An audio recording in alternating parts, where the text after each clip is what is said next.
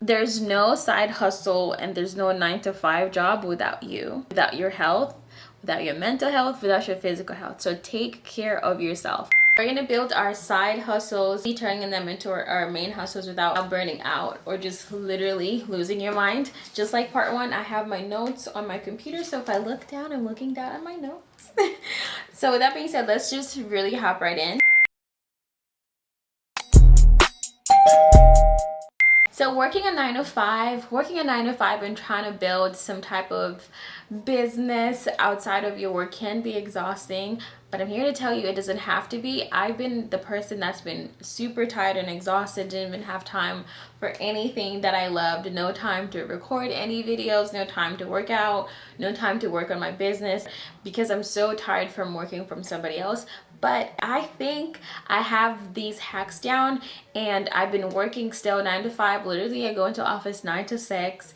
It's very difficult, so it's gonna take some type of mental switch that you have to do. I'm not giving you these hacks because it's a hack and make it easy. If it was easy, everyone would do it and everyone would be super successful, but you're a star just like me, okay? And I know you can do it. That's why you're watching this video. With that being said, let's get right into it. Number 1, time block like a boss. I'm not gonna give you guys apps and tools or whatever unless you want that video dedicated on that, because I have a whole lot of them that I use. But time block like a boss. Write stuff down and stick to a schedule. If you're working 9 to 5, you don't have as much free time as your entrepreneur friends. One of my friends, super good guy, love him to death, super wealthy, works for himself, okay? It's kind of frustrating when you have friends that are like that and then they're trying to get you to hang out with them. You have to be smart. Like, I've had to say no to things I really want to do because, sir, respectfully, your life is together and I'm trying to get my life together, so I don't want to hang out with you while your stuff is together and you're taking the little time that I have away from me to get my stuff together too. And then at the end of the day, you're gonna be good and you're gonna be here and I'm gonna be here because we both wanted to have a good time. And you know, so be stingy with your time, and if it's not in your schedule, don't freaking do it. For example, I usually film my videos on weekends so I can edit them on weekends and have them like scheduled throughout the week. And a lot of times people think, oh, it's the weekend, we're gonna hang out, we're gonna do this and that, but I'm using the weekend to build my dream life. I understand how frustrating it can be, and I have coworkers that have families and children and they're single parents, and I'm like, I get it, but the key is to time block and schedule everything, regardless of how hard it is or how much you want to do something that's not in your plan or your goal or does not align with you, ma'am. Unless you want to work that job forever, say no. Learn to say no. It's amazing. I don't think you understand. It's amazing how much you can get done in an hour if you just focused. For me personally, I time block before work and after work. So I have most of my free time after work, but before work I have about 2 hours to where sometimes I edit videos when I first get up, or I go to the gym. Most of the time I'm in the gym, I'm not gonna lie. But it's really amazing how much you can do if you just focus and stick to your plan and stop making excuses that you don't have time. You're gonna have to sacrifice some sleep for a little bit until you get to where you wanna go, and that's okay. Now this one is a little challenging and I don't want to crush people's dreams and hopes or whatever, but choose a side hassle. Choose a side hustle that's scalable, something you can scale, okay? Instead of trading time for money, which is basically what I'm doing. I have a salary, but I have to be at work at a certain time. Therefore, I'm trading my time for money. Choose something that you can make money, that you can create one time, right? Like something digital, and it's gonna generate income for you over time and scale, right? You could do digital content or services that can generate income passively, right? Services that can generate income passively. You can create some type of program, solve somebody's problem, create value to them. Do something digitally that you don't have to be there for freaking 8 hours a day in order to make $200 or in order to make $500 for 8 hours. Okay, so here's a few digital things that you can do that don't necessarily require you to spend too much of your time. Like if you dedicate an entire day to like researching this stuff and setting up your systems, you don't have to do it over and over. Online courses, of course, like I'm a personal trainer, so I of course can do like a training course. I look really good, by the way. Which is something I'm actually working on this year. I get asked all the time what my routine is, my fitness routine. So you could do something like that, whatever you're good at. If you're good at sewing something, you can create a course teaching people how to do that. If you're good at doing hair, you can create a course on how to do that. There's so many things you can do, and don't doubt yourself. You are talented. Everyone has some type of skill that they can scale, and hopefully the goal is to have enough of that to supplement what you're making from your 9 to 5. And then once your income is totally supplemented, you can then focus your time and effort that you're focusing on your job more into your business, and even scale that more. But you still have to, like I was talking about in part 1, you still have to treat that job like a skill set, because you're learning skills there too, and make sure that you're saving your money. Because if you want to do things like, for example, I talked about an online course. For me personally, I would do something in the fitness industry because I'm certified and my body is the proof of that. So if I were to do that, I would need to have funds to fund this dream, to hire someone to record my fitness program for me, have it created properly. So that's what I mean. So if you haven't watched part 1, go ahead and watch that. This is gonna make more sense. Oh my gosh, leverage your job resources.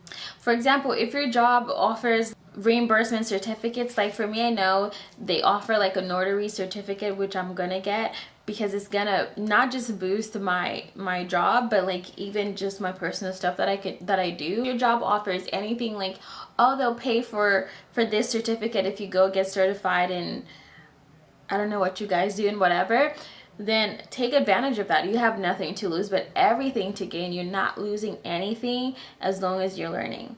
So part 1, I was talking about your network.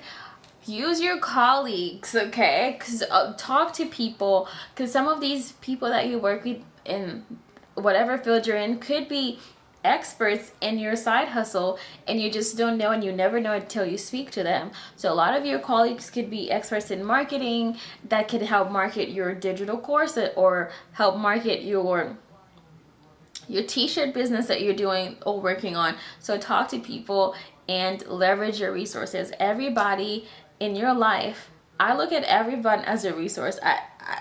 Maybe this is a hot take, but if you're not a resource in my life, or like if I can't learn anything from you, you won't be in it. If it doesn't align with what you're trying to do,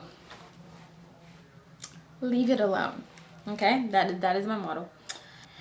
Okay, last point. I'm getting a little passionate because this is something that I'm actively going through, and I have felt burnout before. Like, I don't know how long you guys have been subscribed to me, but whenever you saw me just like fall off, it's because I was tired from working my real job and trying to maintain. Gosh, don't even get me started in like romantic relationship. It's very tough. You really do have to want your dream more, or else your 9 to 5 is gonna take over your entire life, and you're just gonna go to work, pay bills, and not live the life that you want to live, because I mean, you're not making time for it. Like, saying I don't have time is an excuse. You make time for things you want to make time for, and people. Okay, so number 4, avoid burnout with rest. I mean, there's no way around that. The only way you're gonna avoid burning out is if you rest your body and mind, okay? Finally, let's talk about self-care. I feel like I've just been talking about go, go, go, go. There's no side hustle, and there's no 9 to 5 job without you, without your health, without your mental health, without your physical health. So take care of yourself. That's the only way you're not going to burn out. Okay, the quickest way to kill any goal or dream is burning out. So I'm encouraging you here today to schedule rest into your days. So after work, I try to literally If you look at my calendar, it says unavailable because I'm taking a nap for an hour or two after work because I need to rest my brain, and I just want to. Unfortunately, the work that I do is all brain power, so I can't leave my mind at work. It's not like I was building cars all day so I can leave my tools and not think about it. It's all in here. And there's been days when I've had just a horrible time with like a client, or just been super stressed that I've not been able to get it out of my head on a Friday, and I come home and I'm still thinking about it. So with that, I know it's a problem for a lot of people, and so schedule time to just unplug or rewind, just to sit. If relaxing for you looks like sleeping in bed like it does for me, I just go to bed. I just simply go to bed, go to sleep for an hour before I'd have to do things for my business or my personal stuff. And I really encourage you to do that.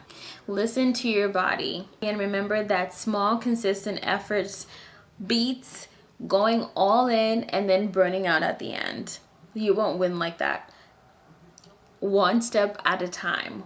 One step at a time. And just remember that you're your own biggest competition, but in every business there's always going to be external competition. Just make sure that you're doing a little bit more than your competition, right? That's the only way you're going to come out on top. You got to do just a little bit more than your competition. And that's how you balance your 9 to 5 and your side hustle without burning out. Is just all about being strategic with your time, and time blocking is going to be your lifesaver. Discipline is going to be your lifesaver. Learning to say no to things that don't align with what you're trying to do and your goals will be your lifesaver. And I know that it's very difficult, especially when you do want to hang out with your husband or your boyfriend or your girlfriend or your siblings on a weekend, and they just don't understand the vision that you have for yourself, because it is a vision for you. They don't have those thoughts or desires or wants. So I encourage you to stay true to yourself, stay true to your goals. God would not put them on your mind if he knew you couldn't do it. But you have to meet him halfway, and it's a collaboration.